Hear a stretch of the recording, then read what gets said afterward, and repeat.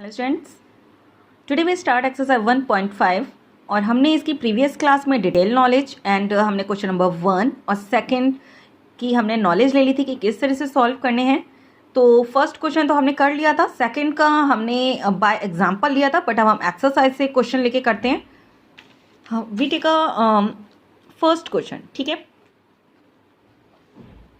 ये क्या है? 3 + √3 ब्रैकेट में 2 + √2। ठीक है, इसे सॉल्व करना हमने क्या सीखा था? इसका मल्टीप्लाई हम इसमें करेंगे एक बार, फिर इसी का मल्टीप्लाई एक बार इसमें करेंगे। ठीक है, तो करते हैं। चलिए, 3 × 2, फिर 3 का मल्टीप्लाई √2 में, प्लस का साइन है, प्लस का साइन, 3 × √2। ठीक है, अब √3 का एक बार 2 में, प्लस का साइन है तो प्लस का साइन, मल्टीप्लाई √3, देन √3 का मल्टीप्लाई √2 में, प्लस √2 × √3। ठीक है, अब इसे सॉल्व करते हैं। 3 × 2 = 6 प्लस 3 का √2 में करेंगे तो क्या आएगा? 3 √2। 2 का √3 में तो करेंगे तो क्या आएगा? 2 √3। ठीक है, और ये हमने सीखा था अगर रूट में अलग अलग हैं तो एक रूट में हो जाते हैं मल्टीप्लाई वो, तो √2 × 3 करेंगे तो क्या आ जाएगा? 6 आ जाएगा रूट, है ना।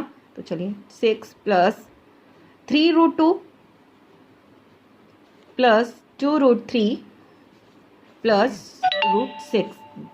ठीक है, अब इसमें देखिए हमें पता था सेम लाइक जो नंबर होते हैं वो क्या हो जाते हैं आपस में, सब्ट्रैक्ट और डिवीजन होते हैं, मल्टीप्लिकेशन जो भी होंगे वो सेम उसमें होते हैं। ठीक है, बट यहाँ पे कोई भी आपस में लाइक नंबर्स नहीं है। ठीक है, तो यही हमारा क्या हो जाएगा? आंसर हो जाएगा। क्लियर? हम एक और करके देखते हैं। ये वाला तो वही फॉर्मूला हो जाएगा, x + y ब्रैकेट में और एक x - y है, तो डायरेक्ट फॉर्मूला x² - y² वाला लगा सकते हैं। तो इसका आंसर तो डायरेक्ट 9 - √3 दैट मीन 6 आ जाएगा। ठीक है, इसको करते हैं।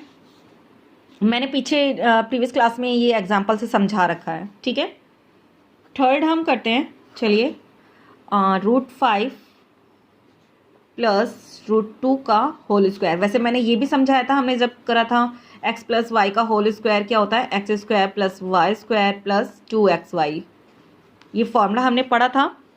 ठीक है, इसी फॉर्मूले की तरह हम इसे ओपन कर देंगे। ठीक है, तो x की जगह यहाँ क्या है? √5, तो इसका स्क्वायर √5 का स्क्वायर प्लस यानी y का स्क्वायर मीन्स √2 का स्क्वायर प्लस 2, दोनों का मल्टीप्लाई।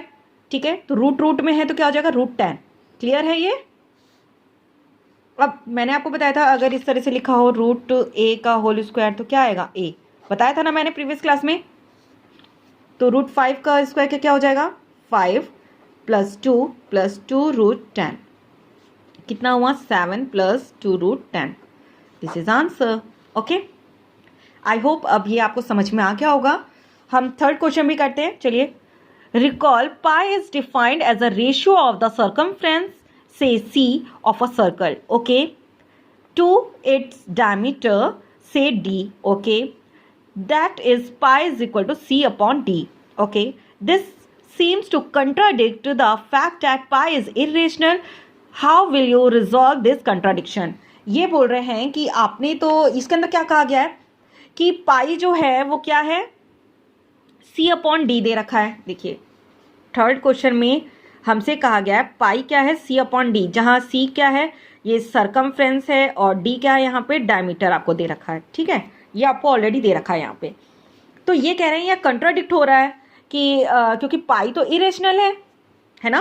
मैंने भी आपको पढ़ाया था ना फर्स्ट 1.1 में, पाई क्या है? हमारी इरेशनल नंबर है ना। बट यहाँ पे तो ये किस फॉर्म में दिया गया? C upon D की फॉर्म में, मीन्स P upon Q। तो ये क्या हो गया? ये तो रेशनल हो गया भाई, है ना। और रेशनल और इरेशनल ये कभी इक्वल हो सकते हैं? नहीं। तो ये कंट्राडिक्ट हो गया ना कि ये तो इरेशनल है और ये C upon D रेशनल है, और ये फिर इक्वल कैसे हो गए? ये है क्वेश्चन। ठीक है, तो आपको इसे बताना कि आप इसे कैसे, ये जो कंट्राडिक्ट है इसे कैसे रिजॉल्व करोगे। ठीक है, तो चलिए हम करते हैं। हमें पता है कि ये C और D क्या हैं? C एंड D क्या है? ये रेशनल नंबर है। मैंने रेशनल को RN से डिफाइन किया है और इस इरेशनल को IN से। ठीक है, तो हमें ये पता था C एंड D क्या है? रेशनल।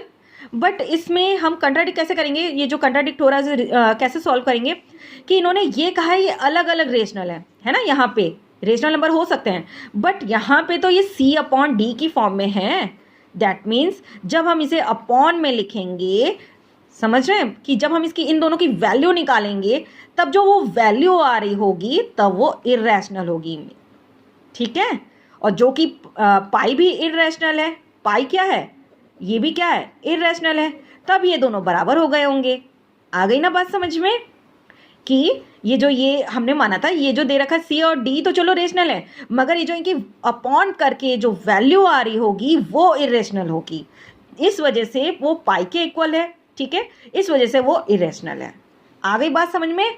तो हम इसमें क्या लिखेंगे, इसमें आंसर में there is no contradiction as इधर C और D इरेशनल, यानी C और D क्या हो सकते हैं, इरेशनल हो सकते हैं इसमें, and hence pi is an irrational, क्योंकि पाई क्या है, इरेशनल है।